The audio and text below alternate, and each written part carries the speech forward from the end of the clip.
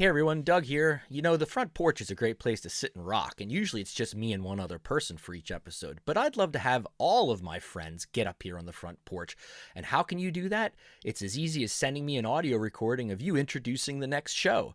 Simply send an audio recording saying, "Hi, this is Doug Maidenford from Howard, Pennsylvania, and you're listening to Doug's Front Porch." Please email me that or send it via the social media links accredited to the podcast, and you too can be part of the next episode of Doug's Front Porch. Take care, my friends, and now enjoy this episode.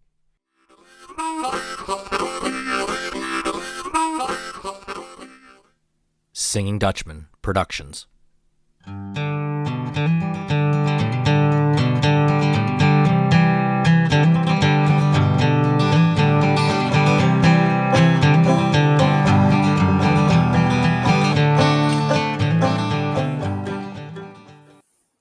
Hello and welcome to Doug's Front Porch podcast, where I get to sit down with friends old and new and have honest conversations. Today I welcome Brad Blymier up on the front porch, and I'll call him a friend, even though we've never physically met each other. We've only been in contact via emails and social media, but I feel a kindred with this person, so I can't wait to actually sit down and have a great conversation. So welcome to the show, Brad. Thanks, Doug. Thrilled to be here. So, let's start the way I always start. Tell the listeners a little bit about where'd you grow up? Did you have siblings? What was your childhood like? And then we'll take it from there. Yeah, so I am a product of Hannover, Pennsylvania, York County, South Central PA. So I believe you're in Berks County. Is that correct? That's where I was born and Yeah. raised. Yep. So we've got Lancaster County between us. I think you're northeast of Lancaster. I'm southwest, really right on the Mason-Dixon line. Baltimore was really the closest city to me growing up. About 50 miles. And then we're right beside Gettysburg, in between Gettysburg and York, Pennsylvania. So, obviously that's what kind of brought me into the fold with you is my, strong Pennsylvania Dutch kind of upbringing and proclivity for all things, especially in the culinary world. Um, so pretty good childhood. I've got some siblings. I've got three brothers and a sister. Two of my older brothers were considerably older than me, so they weren't part of the dynamic growing up. So it was really my sister and my brother. I'm the youngest. Good parents, great time in Hanover. After growing up there, I went on to college in Virginia. And after that, I came to Baltimore and lived there for a few years, and then really got tapped. I had a real opportunity to move out west to Los Angeles. At the time, I was working with a software firm. They acquired a company out there. I kind of got in good with the president out there, and he asked me to come out and run their business development. So I moved to California, LA, not knowing anybody. It was a wonderful 8 years of my life out there. And then came back to the East Coast, to Virginia, and then eventually found my way up here to Maine via my wife, who I met in California at my former business partner's wedding, who was a best man. So now I live in Portland, Maine, but I still travel down to the Mid-Atlantic to my main facility for my company in Jessup, Maryland. But I've also opened a office up here in Portland. So I'm kind of going back and forth. Not so much obviously during COVID, but in 2019, I've logged a lot of miles. So you have really been all over this country. That's really cool to hear. But I want to go back to one thing you mentioned earlier. So you said you grew up in a Pennsylvania Dutch household, let's say. Did you hear the language? Did you hear the language growing up? Did your grandparents speak it? No, so that's the funny part. Like you, I mean, the reason I even found you was I kind of want to get back. I wanted to get back to that. Now I've got an interesting story of how the Amish really. I've got a close connection with the Amish. So when I was about, I think I was 6 years old, I had a heart murmur and ended up needing open heart surgery, which was performed at Hershey Medical Center. And coincidentally enough, the people right beside my room was an Amish family, and their oldest son, the Stoltzfuses. It was Reuben, Nancy, Jacob, and Samuel. And Reuben at the time was about 16, so he was older than me. But he had got his arm caught in in a plow, and it was actually cut off. So Mm. he was there. It was crazy. So he was there basically going through the amputation. And of course, this has all been unbeknownst to me because I'm 6 years old getting ready my to go under surgery. But my parents just really befriended them just from our time there, right? And as you know, Doug, the Amish refer to us as the English, right? And there's not a lot of you know friendships formed, with them. But under these certain circumstances, my parents and their parents really kind of formed this friendship, and it carried on outside of the hospital. And we would go visit them. They had that one farm or that one phone in the farmhouse. And I remember my mom would call, and you'd either get a hold of them or you wouldn't. But probably once or twice a year, maybe more, we would talk with them, and that actually led into me being able to go up there and spend a week living with the Amish. And I mean living with the Amish. And I've got this great picture of me sitting in a wagon all decked out, you know, with the family. And then I got my brother and my sister there in their English clothes, but I'm right there, in the whole Amish regalia. And it was great. And I have fond memories of that, playing flashlight tag because there was no electricity on the ceiling, eating chicken corn soup with every part of the chicken in that corn soup, you know. So that left an indelible impression, really. And so I've always carried that with me, and I've always been fascinated with that through that friendship. And then as you travel, it's funny when you get out and outside of your where you grew up, you start to appreciate it more. And then so I've always had this fascination with that. And of course, growing up, like you said, we were really probably most influenced by the culinary aspect of it. So the food Could was you talk a little bit about that? Were there certain dishes that you grew up with that were definitely like your soul food or something like that? right off the bat. Scrapple, my favorite food, and I'll ask you this, I know I'm sure you've had scrapple and like it, and there's two camps. It's the mustard camp or there's the syrup camp, and I'll give straight mustard all the time. Um, Slippy Popeye was one of my favorites. Hog maw, chow chow, you know, red beet eggs, all that good stuff, even baked chicken pot pie. So we used to have every summer in Hanover, we had Dutch days. It was downtown, and, the hexes, and, so I didn't know anybody in my town that spoke Pennsylvania Dutch. And that's what I was found fascinating about you. I mean, I consider you basically, Doug, like an academic weapon, man, because, seriously, and that's how I found you because I wanted to start learning more phrases, and I just typed in, and you came up, and that's when I first was introduced to you. Was your the the first series that I had said where you teach us how to speak, phrases. Mhm. And I learned my Pennsylvania Dutch from watching you, right? And That's then that awesome. led into, you doing, ask a Dutchman, with your buddy, and that was great, and then that's kind of what led us here. And you and I kind of talked and did that. So, we all my friends and I, acknowledge that Pennsylvania Dutch influence. We always had a saying when we get together. We toast and say, "If you ain't Dutch, you ain't much." I was considering making a T-shirt. Get a nice hex on the front and then with that phrase on the back. But again, that's what I found fascinating about stumbling onto you is the fact that not only were you influenced, but you speak the dialect, right? And a lot of people outside of the area don't understand that there are Mm. native Pennsylvania Dutch speakers that aren't Amish, um, which is really cool. So to answer the question, to wrap it up in terms of what you're asking, um, the Dutch days and the food is really kind of where the Amish and Pennsylvania Dutch culture shine through for me. So that's a perfect transition. You mentioned a little bit how we met each other, but let's take a step back. So you did all this moving around that you talked about, and now you're back on the East Coast. So let's talk a little bit about the company that you founded. That was the catalyst that helped you and I get together. Yeah, so I'll try to give you Cliff Notes version. Most of my career before founding Warshore Trading Company now, I was in software sales.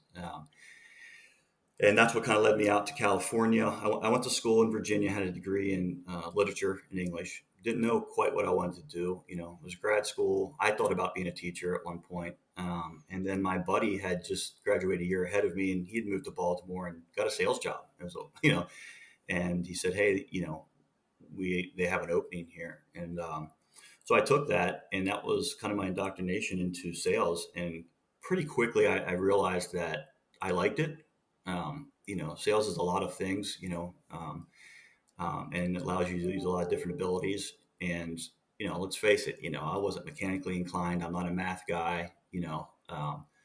So it was a good fit for me, and that I just kind of started laying my roots in sales and just building on that, and had a successful career in software sales for many years. So when I moved back to the East Coast, my same childhood friend who got me the really job, now he had moved on and he'd started his own cybersecurity company, very successful in Vienna or Tysons, Virginia. And I was still doing software sales, and I'd moved it to Virginia. So we were close, and we'd kept in contact our whole life. And he said, "Hey, listen, my dad, Charlie, just bought this duck hunting property down the low eastern shore of Virginia. He's a big duck hunter in Onancock, Virginia." He's like, "He maybe uses it twice a year." He's like, "What do you think about us starting an oyster farm?" And this was back, I mean, aquaculture is huge now, Doug, right? And we were kind of lucky. Life's about, timing, opportunity, and execution, I think, right? So I'm like, "Yeah, let's do it." So basically what we did is, we found an oyster company, went down, talked to these guys, bought some cages from them, got our permits, pedestrian farm, and went out and we planted this oyster farm in the Pungatee Creek in Hancock, Virginia. And on the weekends, Dave and I would drive down from, Northern Virginia, and, we'd plant our seed and we'd tend to our cages. And, a year and a half later, we had this product, and I was like, "Wow, man, we grew something, right?" Like, we aren't guys that grow stuff, And all of a sudden, we had, these oysters, and we're like, "Wow, we've got a bunch of oysters, probably about 100,000 oysters here. What are we going to do?" I'm like, "Well, let's try to sell them." And this is kind of where the whole sales thing comes in, right? It's like, it was just natural. So I literally picked up the phone, and there was an oyster bar in Old Town Alexander called Hank's Oyster Bar. Today, they're still our biggest customer. Jamie Leeds, who's the proprietor, is the sweetest lady. And we'll talk about her because she comes in later Hmm. with Current Catch, which you're familiar with. But so we went in, I went and said, "Hey, we just started this farm. We got some oysters. Would you like to buy them?" And they said, "Sure." So we started with selling 2 bags of oysters.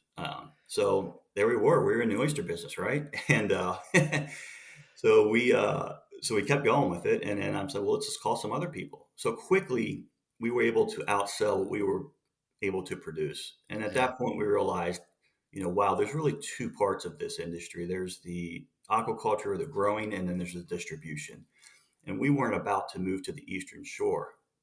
Nothing against the Eastern Shore, but if you've been there, it's kind of out there, right? You're over the Bay Bridge, and it's a lot of chickens, fields, stuff like down there. And I had just started dating my wife now, Hannah. And the last thing, and she was still in California. So the last thing I was going to do is try to get her to come here and take her straight to the Eastern Shore. So, and we didn't want to do that. We realized we were better on the distribution side. David started a very successful business. I was in sales. So the formula was there. So I remember we went back to that very same place, Hank's Oyster Bar, and over some whiskey wrote out a business plan. And that was it, Doug. I mean, that's it's kind of crazy when you think about it. I have to rewind a minute. So you made it sound so easy. You bought some cages, you threw them in the water, but you had. I just have a quick. I mean, you grew up with. I mean, you grew up in Hanover, Pennsylvania. So, this idea of oysters and aquaculture, of course, non-existent. So, did you read books? Did you ask? How did you learn to do that first step?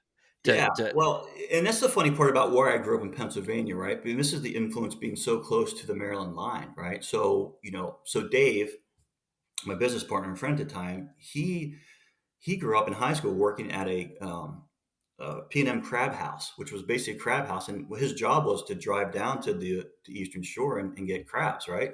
Hard shell crabs, which is a big thing for us, right? So I don't know if that really, how far north that gets into Pennsylvania, but where we are, crabs are a big thing. So he's had some experience, right? So he's been around the water that way. And then when he was going through undergrad at Towson, he actually worked at a fish market too and got familiar with cutting fish and stuff like that. So, although we didn't grow up eating oysters in Hanover, right? We still had that really tied to the Chesapeake Bay because we would spend a lot of time there. Ocean City is a big place where a lot of people would go. So it didn't feel completely foreign, but you're right in terms of, you know, getting into growing oysters. Yeah, it was, we started from ground zero. But I'll tell you, Doug, and if Dave and I could do it, anybody could do it because it's more about planning and oysters. When people think aquaculture and farming, right, they associate like salmon in these big controlled pens and feeding, but it's completely different with oysters. We're not manipulating anything. We're basically giving these oysters a protection inside the water column and allowing them to just do what they do and filter water. And that's it. I mean, you plant the oysters, they filter and they grow, and then you pull them out of the water. Now, the tricky part is when you try to scale an operation like that and produce hundreds of thousands of millions of oysters, because now you're trying to grow them in different parts of your farm at different times because you want them to come to what we call market call, 3.5, 4 inches, so that you can sell them. But if you have a million oysters at the same time, you're under the clock to sell a million oysters. So the key is to really have different stages of your farms and have the oysters growing at different Now, did you hire, professional oystermen to come help you do all this and like lay everything out, or was it were you stumbling in the dark, so to speak? Oh, well, this is happening now, and No, we didn't. We basically went down and we started. We started. We're first getting an underwater lease, right? The aquaculture is similar to regular farming above. If you were to grow corn, right, you've got to either buy the land or lease the land. It's the same way with aquaculture, except you're going under the water. So we leased, I think it was 3 or 4 acres, which doesn't seem like a lot, but you can get a lot of cages in that, and went down to another oyster company that actually produced the cages too, and just kind of spent the day with them and got our seed. So we didn't grow our own seed in the upwell. We've got what's called spat. So our oysters came probably about the size of a dime, which is great, but then it looked like a tiny oyster. And then we just put them in protective mesh bags, um, put them in cages, and then put them at the bottom of the creek, really, and pretty much let the tidal flow come in and out and just let those oysters feed. And then the key is, as they grow, you get them and you sort them. So say you start with 250,000, well, let's say you start with 10,000 oysters, right? Well, as they grow, they're going to grow into that space, and you need to get them out and get them into another spaces. So you're basically taking that, and you're multiplying, kind of Jesus with the loaves, right? You're taking all these oysters, and then as they grow, you're multiplying them out into, and letting them grow, because oysters need, space to grow and do that. So that was the real science of it, is just husbandry, they call it, right? Is staying on top of your farm, making sure your cages aren't breaking up with too many oysters, and sorting them, and then letting Mother Nature kind of take care of the rest. So what was your reaction after the first year, 2 years, as this was completely taking off and being successful? Did you ever imagine that you'd be farming 100,000 oysters or however many you produce a year? What was going through your head when all that was happening? no, it was crazy because we started this as a hobby, right? And again, I'm a guy, not to be self-deprecating, but I'm a guy that can't make anything. I'm a guy that can't fix anything, right?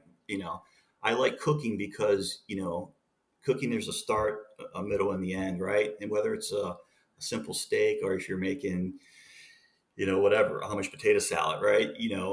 You feel that sense of completion. I felt that also because I did some acting in college, and that was one thing that kind of drew me to that. Is you start a play and you learn your lines, and you go through your play, and it's a whole process, and I like that process, and I think that's what drove me to sales too, because you know there's a beginning to a relationship, and there's an end when you make a sale, and that's a good feeling. That's kind of like a really feeling that I enjoyed, and that feeling of completion. So this was that same thing, really, Doug, right?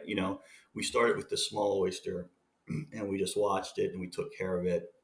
And then you shut that first oyster, and we're like, wow, man, this is cool. Like, we looked at each other, we were giddy. The funny thing is, my business partner Dave at the time had this ultra, successful cybersecurity defense company. I was in software sales.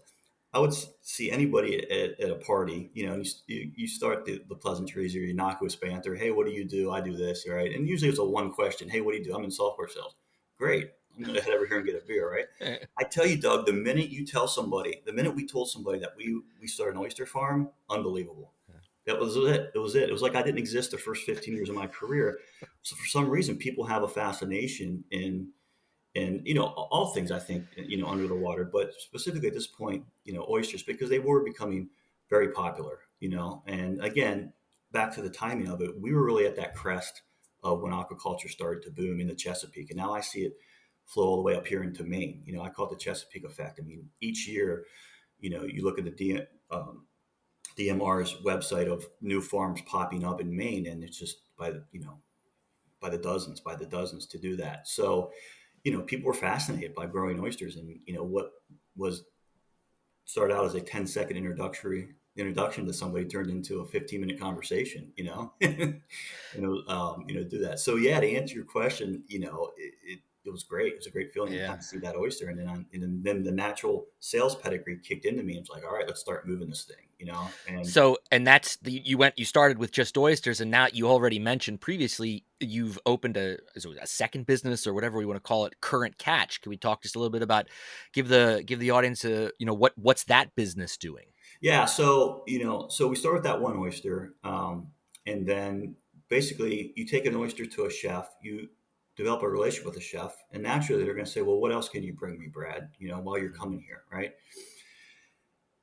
So I said, well, maybe we could bring some more oysters. So our second oyster, what we try to do is create a more briny oyster, right? Briny meaning saltier oyster, without getting too technical and boring everybody. But basically, what we did is we were to take that oyster, take it over to Chincoteague Island, Assateague Island, which is off the coast of Virginia, soak that oyster, and that changes the flavor profile. So now, in essence, we've got two oysters from the Chesapeake Bay area with different flavor profiles.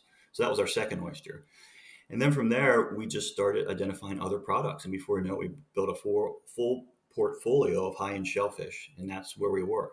So to this day, we're a high-end shellfish distribution trading company with over probably 40 different varieties of oysters from all over the country. And then we do lobster, clams, you know, scallops is a big one for us. So anyway, the company got up and going, and in 2019, we were to buy my business partner out. I brought my wife Hannah on board, which is the best move ever made. Wicked smart. She had been in industry. She ran a couple high-end places in Park City, Utah. And when I met her, she was managing a vineyard in Northern California. So she had the chops. She knew the industry very well.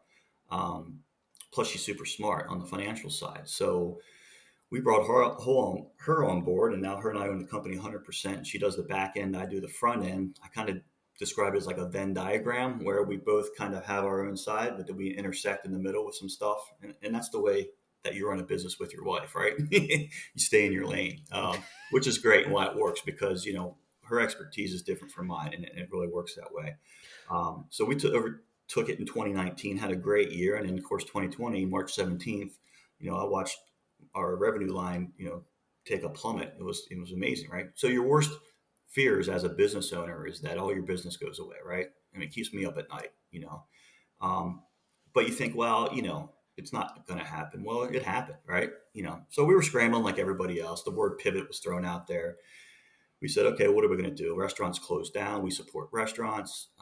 Then the federal government came out with the PPP, which is a Paycheck Protection Program. Which basically is a really flawed. I mean, it was great they put something else, but it was really flawed, especially for the restaurant industry, because the whole spirit of the bill was to give you money to keep your employees at work. The kicker of that, Doug, is there's no work, right? Yeah. So we're like, okay, we can take this money, but we have got nothing for our guys to do. So that's when me and Hannah said, well, what can we do?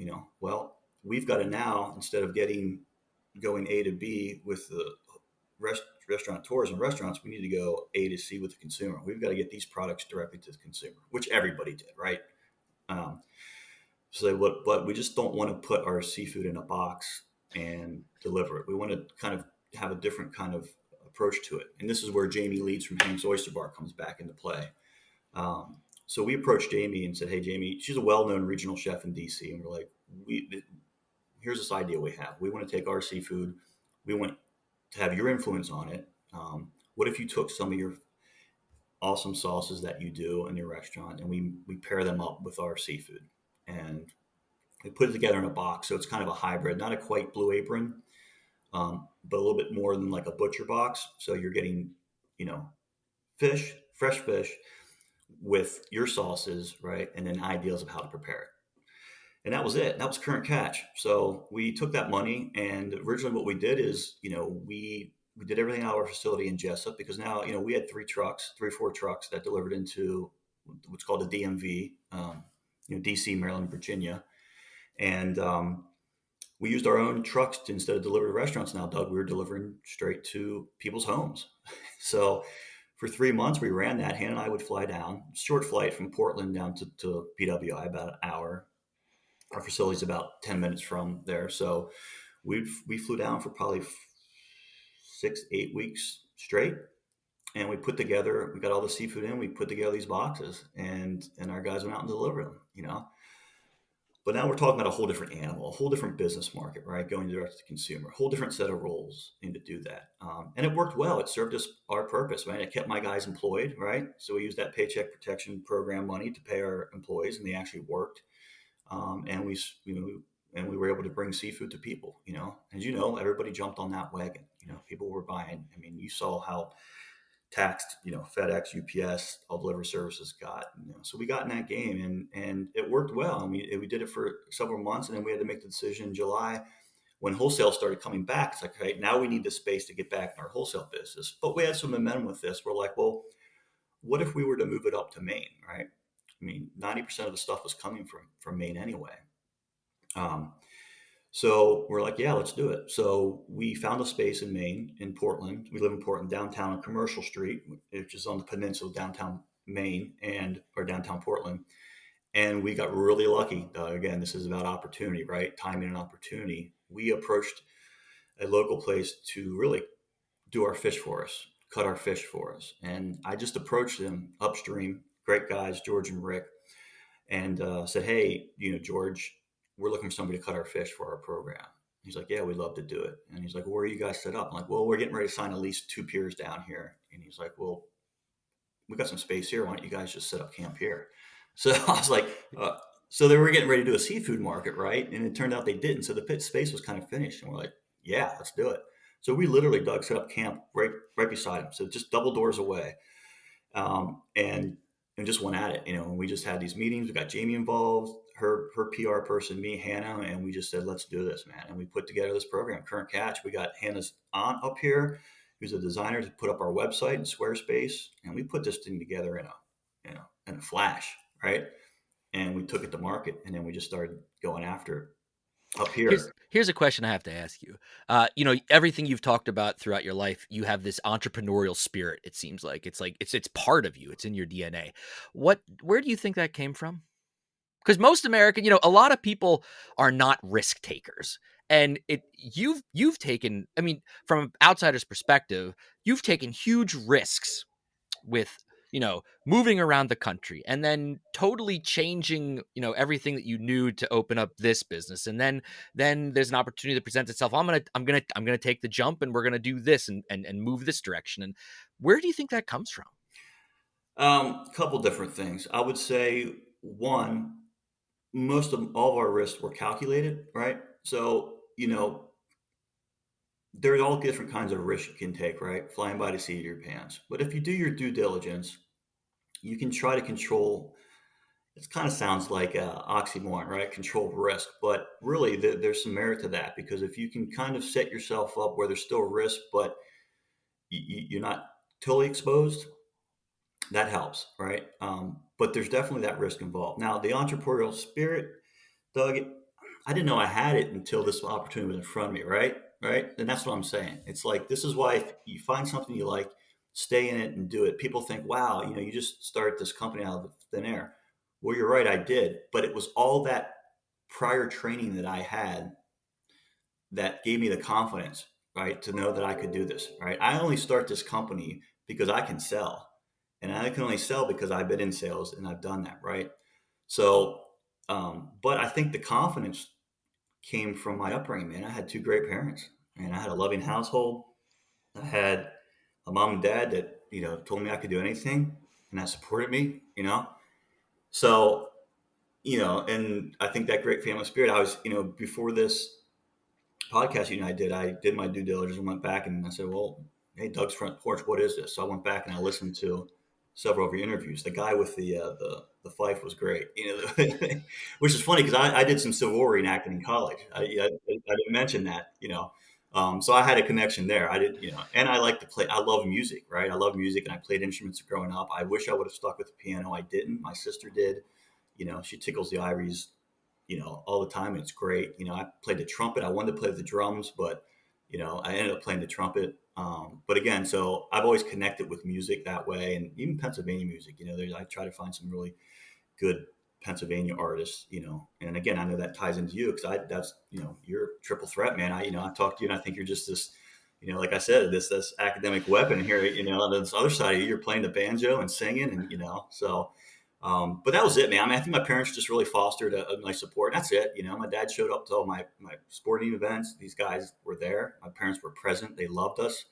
And I think you take that with you, right? That's No. instilled in me as a person. So when I moved out to California, not knowing anybody, it was nothing, right? You look back on stuff like that, like looking back on the company, and you think, how did I do that? And the thing is, I think what Woody Woody Allen used to say, like 80% of life is just showing up. I think if you get there, I always use that when I don't want to work out or when I swim. And if I don't want to swim, I know if I get to the pool, I'm there and I will swim. And that's the part that's the hardest part in life sometimes is just getting to where you need to be and then engaging in the activity that you need to engage in. And that was it. So I just moved out to California and I didn't have a place to live. I just walked the streets, literally, I had a job, that's part of the calculated risk, right? I had a job. So I was financially set. I just needed to fill in all the other pieces of it. I remember, Dave coming to me when we were getting this company off the ground. He said, Brad, listen, here it is, right? We're not going to go to a bank. We need to raise $50,000 to buy our first refrigerated truck, which out of the gate, we almost messed up because we almost bought a truck that was way too small for our needs. Luckily, we didn't. He said, we're going to go out to friends and family. We need to raise 50,000. We're going to offer our friends and family to get on board. We're going to pay them at a higher interest rate than their money would make sitting in the bank, right? And of course, people want to do it. They're not in it for the money. They want to support you. And right away, we had 5 or 6 family and friend members that gave us their 50 grand. And that was it. And he said, okay, now next month you need to sell 15,000 oysters. You don't sell 15,000 oysters, we don't get off this runway. And I'm thinking, oh man, crap. It might as well have been, 15 million oysters because I didn't know, right? But you did it, right? So to put that in perspective, that was 15,000 oysters in a month to get going. Last year we averaged about 450,000 oysters a month, right? But Doug, you get there one account at a time, right? Nothing just happens overnight. But that's the thing about doing it. If you just stay focused, the next thing you know, you're growing and you're growing and you're growing and you're growing. So, long way to answer your question, but the entrepreneurial spirit just kind of came to me later. I didn't grow up thinking I wanted to own my own country or my own business. One thing that was funny too is I always thought, in town, you see somebody that owns their own business, you automatically think they're rich. Wow, they own their own business, right? You realize that's not necessarily the case as being a small business owner. But if you work hard and you grow, and again, it's about timing, opportunity, and execution, and Yeah. that's what was great about my business partners. He knew how to execute, and I learned more in the 10 years, of being a business owner than I could have learned, I think, in any textbook, in an academic setting, being and doing it. What do you see the future holding for not just your company, but like the industry as a whole? As everyone, it's on the news all the time. We're talking about rising ocean temperatures, and of course there's climate change, whether you want to believe it or not. I mean, I want to talk politics, but how Right. do you see all of that, and just how things are going? Where do you see? What do you see as the future for the industry that you're in, anyway, from your perspective? Well, it's interesting you say that, and it's really, it's really interesting the time we're in now, right? Because we went from having the worst year in company history in 2020, and now we're on pace to have the best year. I mean, we've been breaking records month after month, right?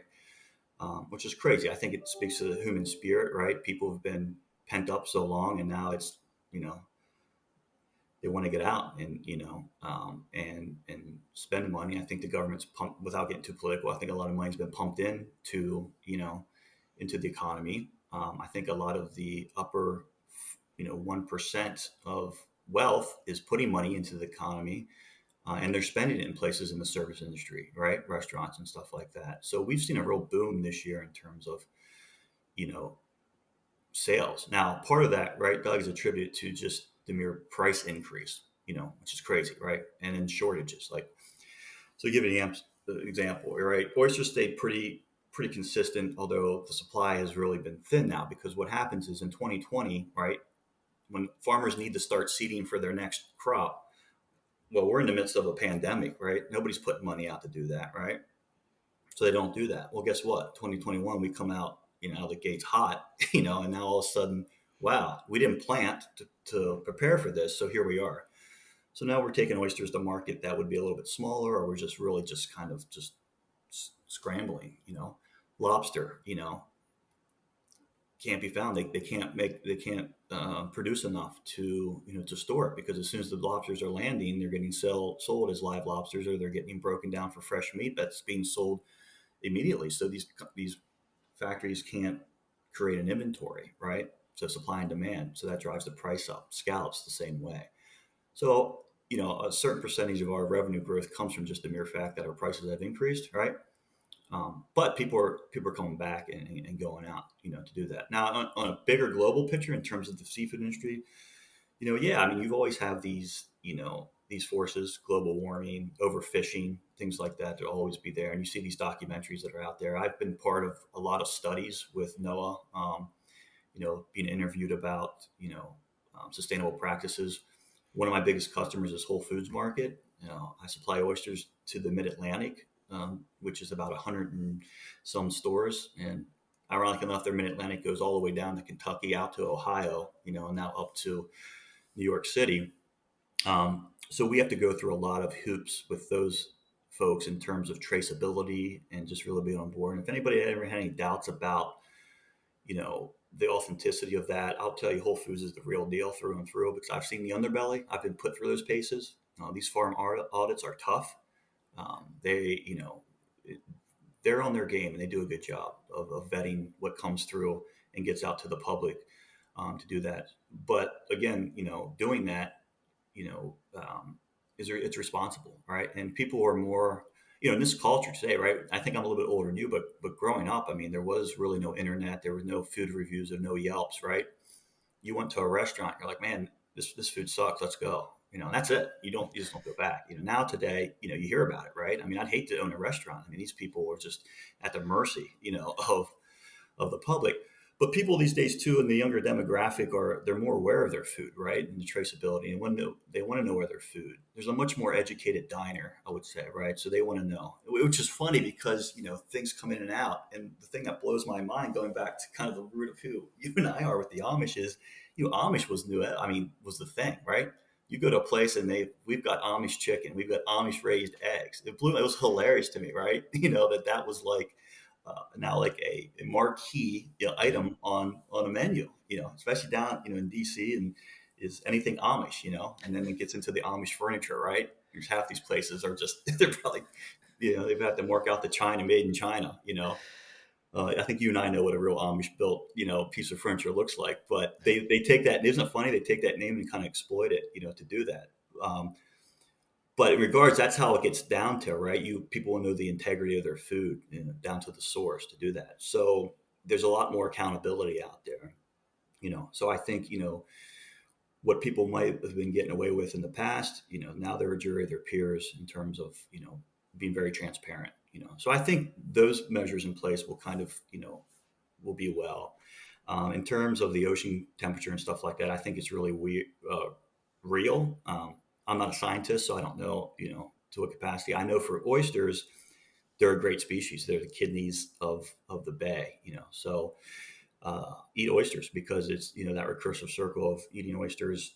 Those shells, there's programs now that can put spat on shells and put those shells back into the water to create natural sanctuaries for oyster reefs to grow. And oysters, they are a keystone species, so they really can clean a water column, which allows other fish to thrive and shellfish and even plants to do that. So I feel good about that. And listen, I could say, yeah, that's the way I planned it, Doug, but I didn't. I happened to start an oyster farm, and this was kind of the fringe benefits. Like, oh wow, something great you're doing. Yeah, but at the end of the day, I'm not running a nonprofit. And we do contribute to where we can to help in that, and we do donate a lot of resources. But that was just happenstance that I happened to choose, a product that happened to be great for the environment. But it feels good, right? It's not like I'm putting Twinkies out there and adding to the obesity of America. You know what I'm saying? I'm putting a product out there that's good for you and people enjoy. It's trendy, and oysters aren't going away. I mean, the popularity continues to be sustainable, and people enjoy it. It's a fun social thing to do. Oysters and a cold beer. It's a great way to kick off your meal because they're not totally filling. So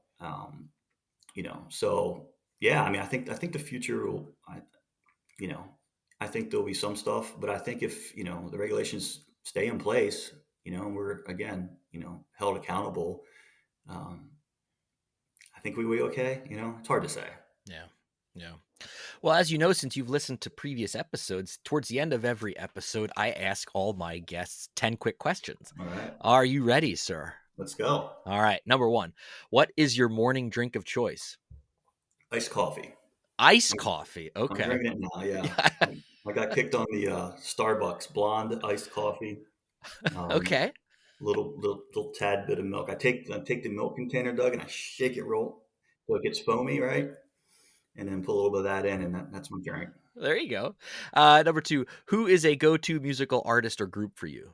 I'm glad you said that because I really want to highlight all things Pennsylvania here. So I grew up. One of my first influences, probably when I was in high school, was a band called the Ocean Blue out of Hershey, Pennsylvania. Okay. If you've never heard of them, you should check them out. These guys, they came up during the MTV 120 Minutes era, in the 90s. Um, just a really nice band. I think they're still together now. I saw them a few times in college. They played down at Virginia Tech. Um, the other band is Live. They're probably Yeah. one of the most famous bands. So Live is in York, Pennsylvania, where I grew up right beside York. My brother was a cop and detective in York and lived there. My father worked for Harley Davidson for 36 years in the production plant at York. So Live, you don't get much better than Throwing Copper, that album. And I just saw these guys again. My wife surprised me, great wife that she is, and got me tickets. We went to see them. They've had a little research. They got the original members back together, right? So they Yeah. split up. Ed Kowalczyk went his own way, did a solo career, but the other guys, Chad Taylor, Chad Gracie, and Patrick Dahlheimer stayed together, got another lead singer. But then, as all great rock stories go, right, Doug? They got, we're getting the band back together. They got back together, man. So it's original members. So I like those guys a lot. But an artist that it's probably one of my favorite artists, and I think nationally he's probably one of the most underrated artists out there, is a guy named Langhorne Slim. You got to check him out. This guy's unbelievable. He just opened for the Avett Brothers. I saw him up here in Portland, which is crazy. Portland is a small city, but they get some of the best acts, at least for me. Like sometimes I think they're writing their concert schedule right for me. But he's out of Langhorne, Pennsylvania, just a really poignant songwriter, and puts tons of music out. He just put an album out during the pandemic. I would encourage all your listeners, what do you got, 4 or 5 million of them, Yeah. Right. Right. Right. to check out Langhorne. I mean, if you're a Pennsylvanian, if you're from PA, check out Langhorne Slim, man, because he's doing our state proud. He's just really good. I probably listen to him every day.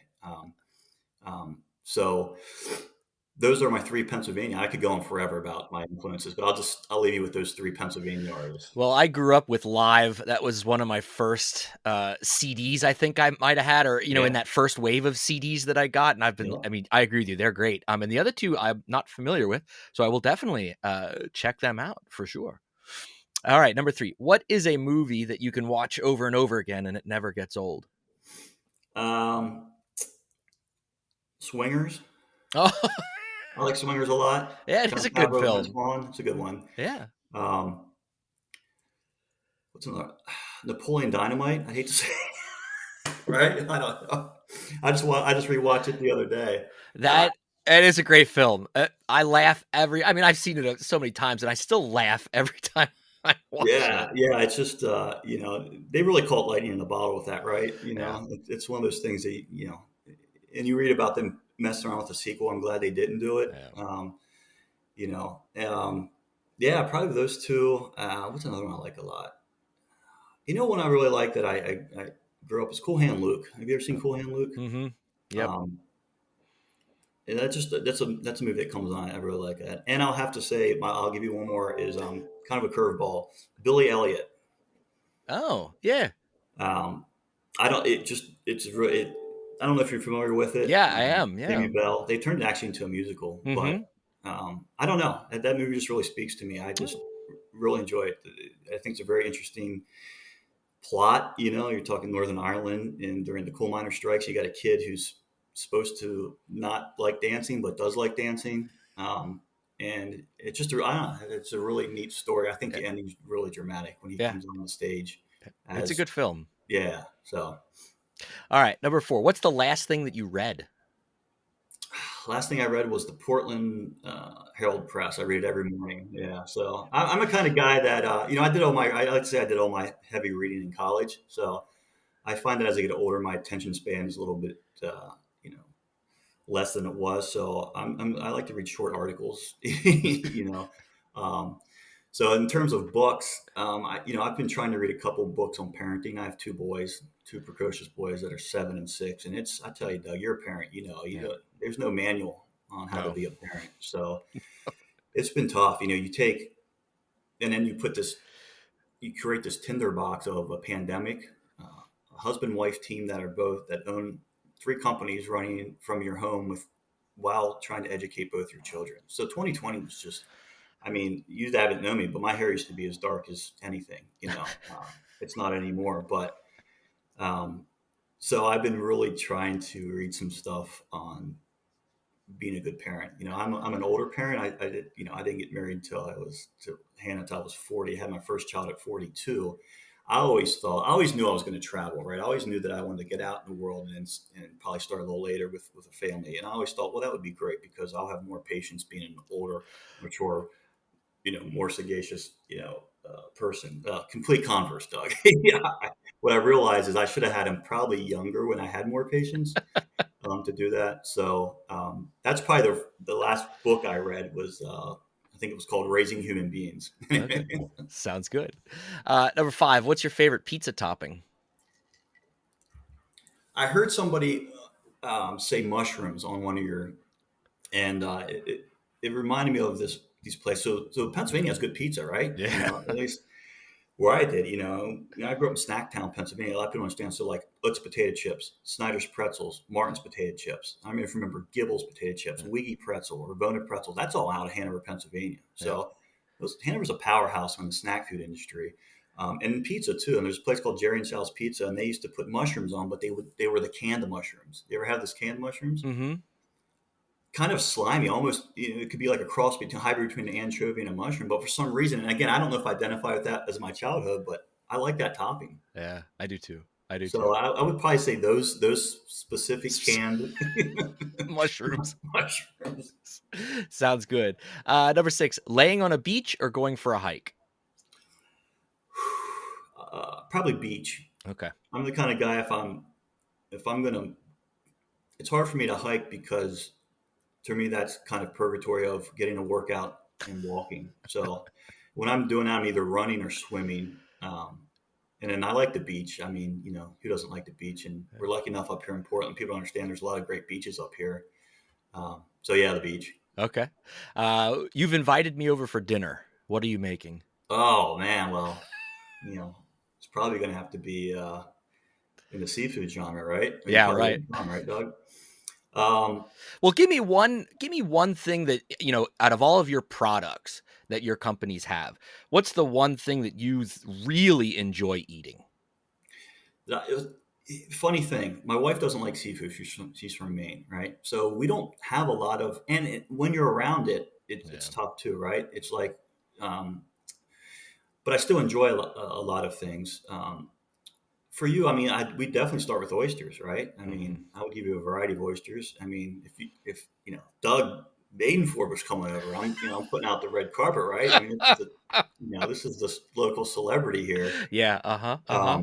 So for you, I'm flying them in from the West Coast. I'm bringing them down from PEI. We're gonna give you My goodness. we're gonna give you a taste of oysters from all the waters. I might not leave. You understand that? Like That's all right. if you're That's all feeding right. me PEI oysters, I might not leave. I might I mean, not we'll leave. extend one oyster for one Pennsylvania Dutch phrase. I Yeah, mean, okay. Well, listen, I I try. Listen, you're the reason I try to keep it live. I try to talk to my kids. I tell them, Mock Scoot. I always say yeah, Mock Scoot when we leave. I try to get a stick.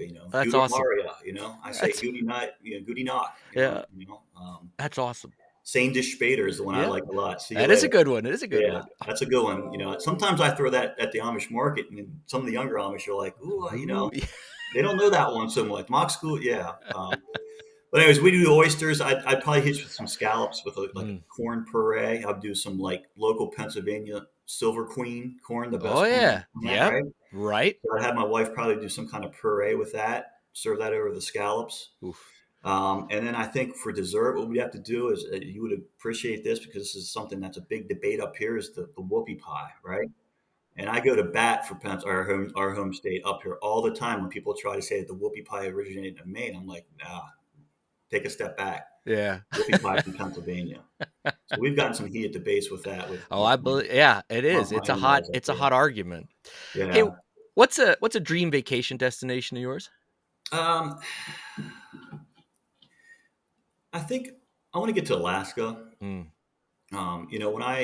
When I lived in LA, part of the perk of being out there is I actually did international business for the company I work with. So I got a chance to travel to our homeland, Germany, many times. I traveled all over Western Europe and really enjoyed it. But I would like to get to Alaska. We just recently went to the Dominican Republic, which was fun. Speaking of beaches, some of the most pristine beaches. Um, but I think Alaska, with the kids as they get a little bit older, they're yeah. not quite at that age where they can travel without keeping their hands to themselves. Yeah. but yeah, I would say Alaska. I mean, a lot of things up there I think be cool. It's just fascinating. Yep. What's something you're afraid of? Needles, Oh, okay. needles. Yeah, yeah. I have a real phobia of needles, and I don't know if that's my best guess is that maybe it originated when I had that open heart surgery at a young age. I was, probably getting stuck a lot. I think that might have Maybe. Yeah. psychologically messed with me, or I could just be a big wimp. It's probably the one thing. But yeah, it's a visual thing too, Doug. Right? It's not even about the pain thing. But I've been getting better. But I literally used to have to hold the nurse's hand when they were drawing blood. So needles, and that's what's kept me away from tattoos. Is my fear of Okay. needles. Yeah, there you go. All right, last question. What job, other than one that you've had, would you love to have?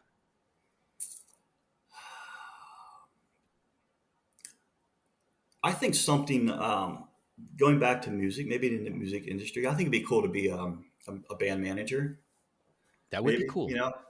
without knowing a whole lot about it, just kind of um, something that I like and put yourself around it, right? Because think about it.